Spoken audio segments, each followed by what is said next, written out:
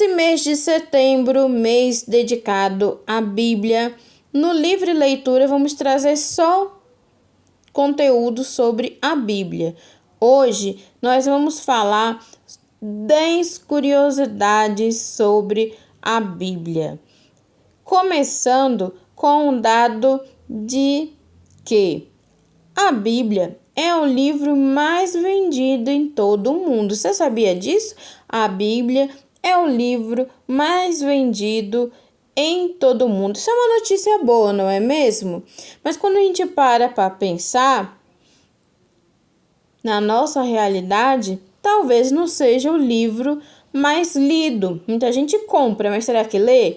Será que compreende o que está lendo? Será que está praticando o que está lendo? Acredito que não. Senão o mundo não estaria tão hostil, senão o mundo não estaria nessa situação da destruição das famílias, ideologias. Então acredito que apesar do livro ser mais vendido, não é o mais lido.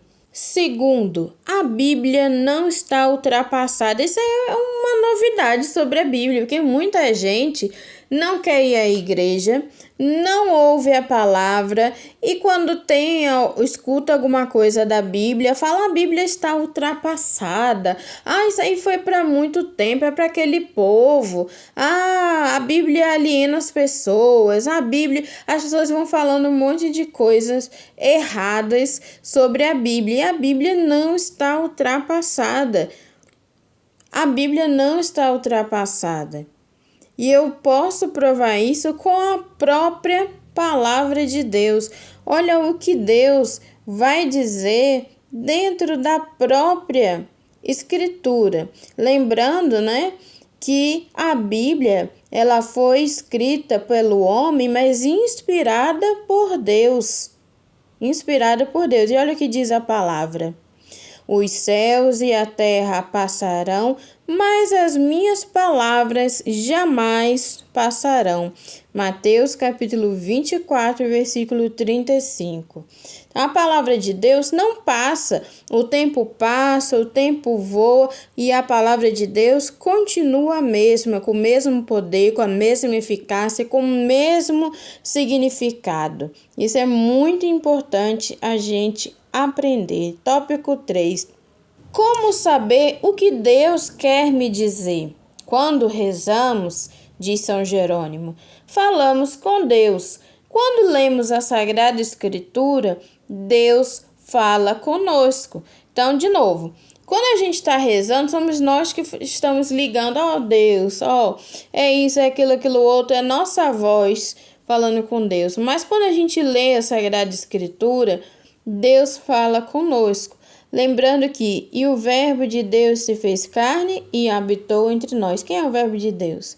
Jesus, Então Deus fala conosco através da Sagrada Escritura, já dizia São Jerônimo.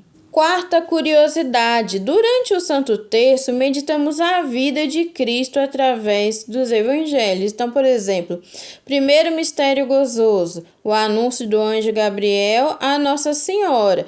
Segundo mistério, então aqui a gente está sabendo que a anunciação, como que Jesus vinha a nascer, qual era o plano de Deus. Segundo, Nossa Senhora foi visitar Santa Isabel. Terceiro, nascimento de Jesus. Então, a gente está sempre meditando o Evangelho. Quem reza todos os dias também medita, Quem reza todo dia o terço, o rosário, está também meditando a palavra de Deus. Olha só que bênção.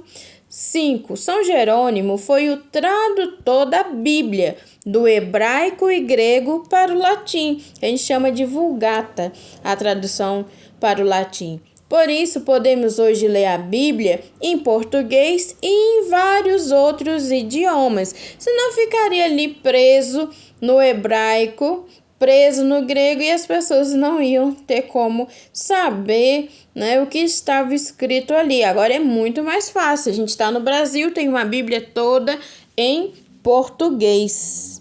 Outra curiosidade, qual é o dia da Bíblia para o católico, viu, católico? Porque tem um dia lá que o protestante inventou a data da Bíblia, né? Mas é outra data. O católico celebra no dia 30, o dia da Bíblia. A data foi escolhida por ser festa litúrgica de São Jerônimo, que é o tradutor da Bíblia e também o padroeiro dos biblistas. Então, o católico celebra o dia da Bíblia no dia 30 de setembro, o último dia do mês.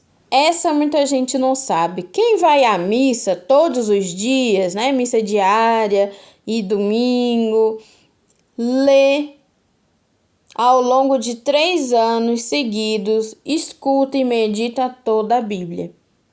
Então, quem tem o costume de missa diária, certamente já ouviu, já meditou, né? Fez a meditação ali de toda a palavra, de toda a Sagrada Escritura. Então, outra forma que o católico tem de ouvir a palavra de Deus, de ter contato com a palavra de Deus, com a Bíblia, é na Santa Missa. E nós ainda temos a homilia que o sacerdote faz, que é a explicação de toda a leitura. A Vulgata, como eu disse, ela é a tradução, é o nome que se dá para a tradução da Bíblia para o latim. Mas o que significa a palavra Vulgata? Significa versão de um texto considerado autêntico e com mais divulgação popular. Então, vulgar, né, comum a todos. Então, Vulgata nada mais, nada menos do que isso. Significa que todos, né, poderiam entender melhor. Lembrando que naquele tempo a língua que se falava não era o inglês, a língua mundial, né? A língua que todo mundo falava era o latim, era o grego. Então, quando traduziu para o latim, é claro que se popularizou. Então, a Vulgata ela é responsável pela divulgação da palavra de Deus. Antes, só os padres que estudavam, né, grego, hebraico, é que tinha esse contato. Agora, qual foi o Papa, né, que pediu a tradução? Que Papa pediu a tradução da Bíblia para São Jerônimo? Foi o Papa São Damásio I, no final do século IV, começo do século V. Olha só que legal, foi o Papa Damásio responsável, né, por pedir a tradução a São Jerônimo, e graças a esse santo Papa, nós temos hoje a escritura junto também com o nosso São Jerônimo, que foi o tradutor, mas ele não iria traduzir se não houvesse o pedido do Papa. É muito legal ser católica, eu gosto demais de ser católica. E a última curiosidade desse top 10, um documento católico sobre a palavra de Deus. Nós temos o Catecismo da Igreja Católica, o amarelinho, o famoso amarelinho, que lá tem muita coisa sobre a Bíblia, sobre o seu significado, entre parênteses, o magistério, né, o significado, a interpretação do que a igreja pensa, de como que ela enxerga algumas passagens. Então, assim, o Catecismo da Igreja, você vai sempre achar muitas referências bíblicas e explicações do que significa. Um outro documento muito famoso também é a Constituição Dogmática Dei Verbum sobre a revelação divina. O proêmio, né, desse documento diz assim: o Sagrado Concílio, ouvindo religiosamente a palavra de Deus, proclamando com confiança, faz as suas palavras de São João: anunciamo-vos a vida eterna que está junto do Pai e nos apareceu. Anunciamo-vos o que vimos e ouvimos, para que também vós vivais em comunhão conosco e a nossa comunhão seja sempre com o Pai e com o Filho Jesus Cristo. Carta 1 de João, capítulo 1, versículos do 2 ao 3. Por isso, segundo o Concílio Tridentino e Vaticano I, entendem propor a genuína doutrina sobre a revelação divina e a sua transmissão, para que o mundo inteiro, ouvindo, acredite na mensagem da salvação, acreditando, espere e esperando, Ame. Então, assim, é um documento pequeno que você encontra no site do Vaticano. Inclusive, eu quero trazer aqui para o canal, talvez não vai dar tempo aqui para setembro, mas mais para frente, com certeza, eu quero gravar um vídeo, né, lendo e explicando esse documento que é muito bom e os padres geralmente recomendam para a gente ler, estudar e abrir a mente, né? Embora, como eu já falei, nos dias de hoje, o documento mais atualizado é o Catecismo da Igreja Católica, o amarelinho.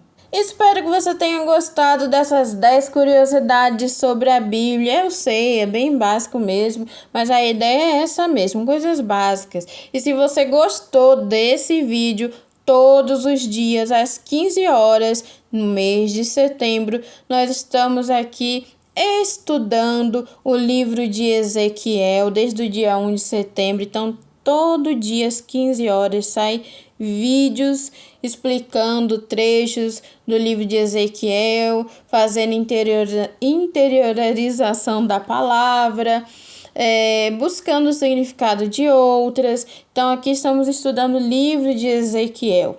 Espero que você tenha gostado desse vídeo, 10 curiosidades sobre a Bíblia. Fique aqui no canal que tem muito conteúdo para você. E até a próxima e tchau, tchau.